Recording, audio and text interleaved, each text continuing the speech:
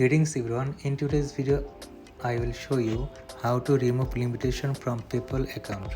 Before we get started, please subscribe our YouTube channel. First of all, go to your settings by going in account button on the top right corner and simply go for this account settings, click on it.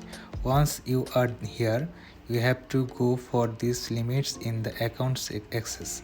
Simply go for this limit on your account and go for this view that it loads up. So after that, as you can see, for security reason, initial limits are set on the amount you can receive, send, withdraw and holding your PayPal balance, so it's easy to get rid of the limits.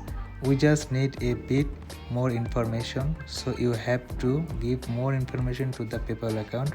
So let's go for this lift limit.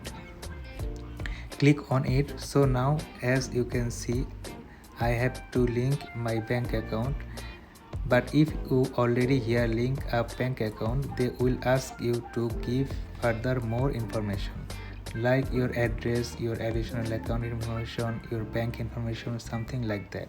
So that's pretty much it. I hope this video will help you out. So this is the video for today. Thanks for watching this.